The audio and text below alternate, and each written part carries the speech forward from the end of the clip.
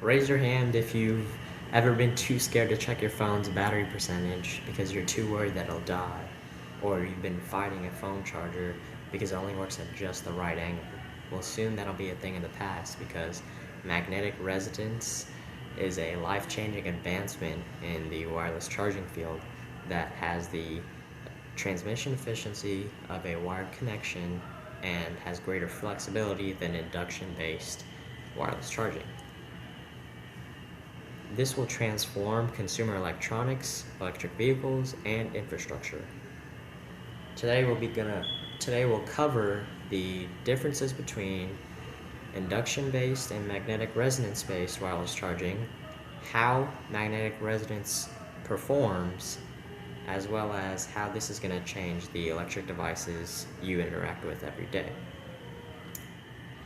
Now that we know where wireless charging is going, let's talk about how there even is a difference between the two. To understand the difference between the two methods of wireless charging, we have to know how they work.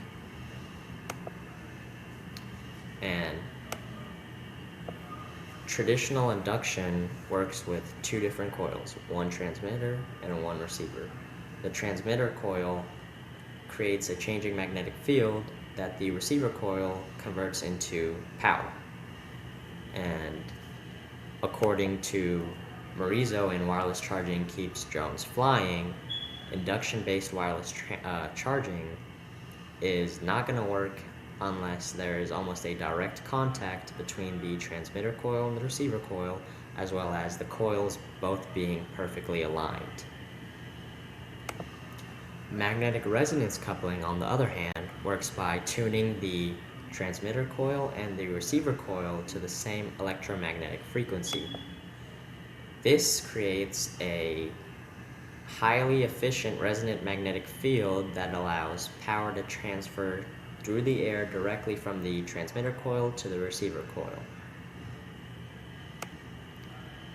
In Benjamin Cannon's IEEE paper, you can basically equate the highly efficient electromagnetic field to a spherical zone around the transmitter coil that, as long as the receiver coil is within that zone, can receive power even without direct contact. Now that you know the difference between the old and the new wireless charging, we have to ask the big question: does this even matter? And magnetic resonance coupling is more efficient and convenient than the previous induction-based wireless charging.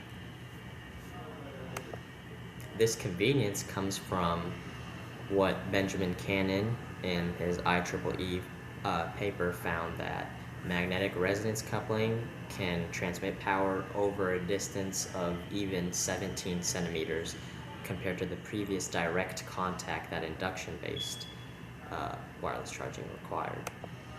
This distance means that you're not just sitting at 17 centimeters away from the charging point. It means that you can move it around. It is no longer a stationary charging point. On top of its convenience for its movability, magnetic resonance coupling is more efficient than previous induction-based charging.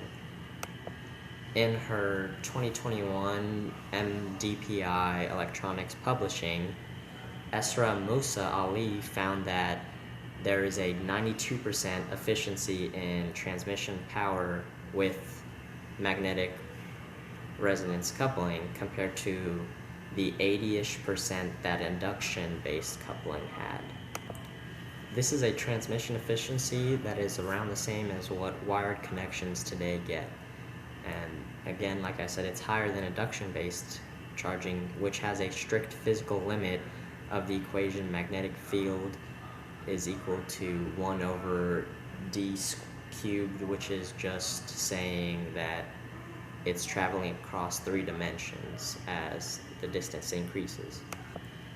Knowing that this is more efficient and lost its previous debilitating distance requirement, what does that even matter to us? Let's actually just see how it affects our lives. Magnetic resonance coupling will greatly increase the efficiency of our home and office spaces while also radically changing electric vehicles, e-mobility, and infrastructure. Localized charging zones will allow you to charge phones, tablets, laptops, computers, watches, and more devices on the same area without any messy cluttering wires by a built-in resonance table. And then this also greatly increases the movability around offices and home spaces because you're not having to unplug 30 different wires. You just unplug one, move the desk, and then you've completely changed your charging layout. Even with the loss in clutter and time spent charging your devices, there's an arguably bigger change done into electric vehicles and e-mobility than there is into home and office spaces.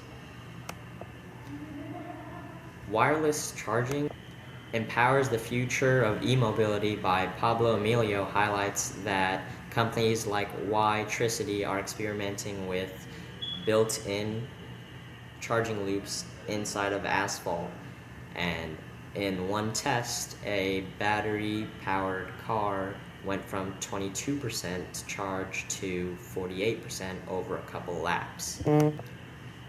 This kind of infrastructure allows electric vehicles to charge their batteries while on the move without needing to stop and charge.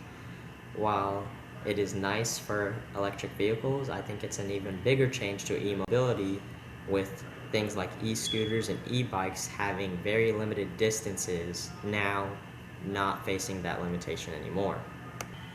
From homes and offices to highways and sidewalks, wireless charging is the next big step. We just went over how magnetic resonance coupling is changing wireless charging by adding flexibility, increasing efficiency, and how this will affect the world we live in. So the next time your phone or your computer gives you a low battery warning and you're trying to find a charger, just think about all you need to do is be near your table, your nightstand, or even your headboard,